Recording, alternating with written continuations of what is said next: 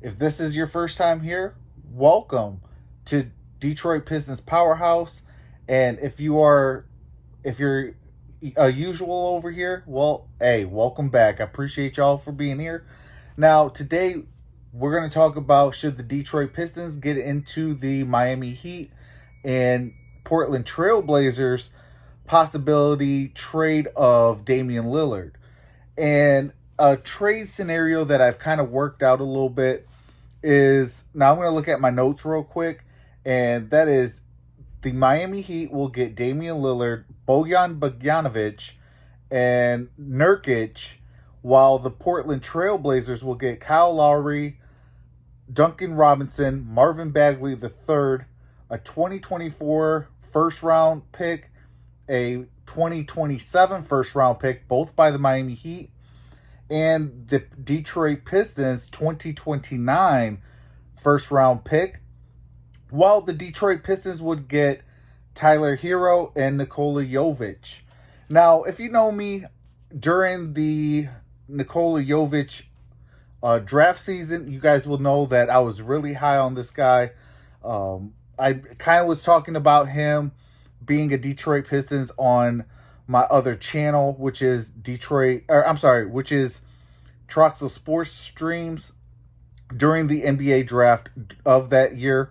And I really liked what I saw from him. I mean, 3-point shooter, big fella. He could play the 3. He could play the 4. He could play kind of a small man center as well. So, I mean, he got position flexibility. I definitely would love him on the Detroit Pistons. I think he would be definitely an upgrade over Marvin Bagley III.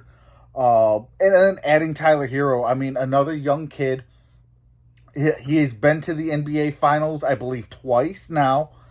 In his young career, he's 23, 24 years old. What do you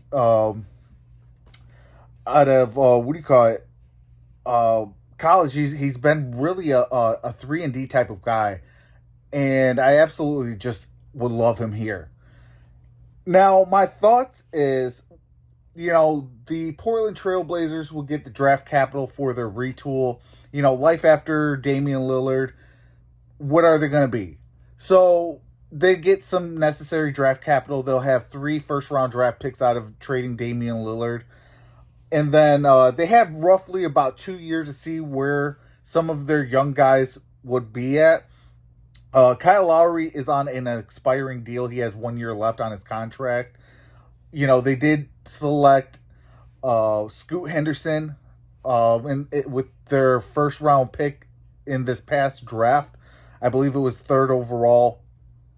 And, he would have a mentor in Kyle Lowry, at least for 1 year. Kyle Lowry did win an NBA championship and then kind of left and things of that nature. So it's like, they get the necessary players to kind of groom their young guys as well as get some necessary draft capital to continue to build.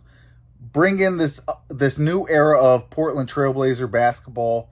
And then for our Detroit Pistons, we would add, like I said, quality youth while shedding salary. I mean, we got to shed some salary. If we're going to re-sign some of our draft capital that we did draft, Cade Cunningham, Jaden Ivey, Jalen Duren, guys like that, well, we're going to need some salary cap. So to shed some salary while only losing Bojan and Marvin and a 2029 first-round draft pick, I think that's almost a no-brainer, especially adding, like I said, Nikola Jovic and Tyler Hero. I would definitely do that. And as far as Miami goes, they're going all in for a title. I mean, there's no sugarcoating about it. When you add Damian Lillard, Bojan Bogdanovic, and Nurkic, you went all in.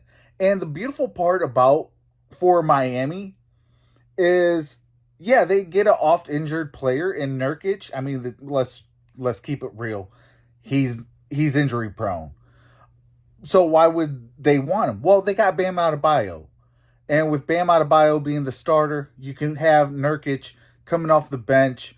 Yeah, that's a lot of salary, but, I mean, if you're going all in, you got to have all hands on deck. So it's necessary shooting, necessary defense, and necessary taking on that salary in order to win your championship. So for them, they go all in.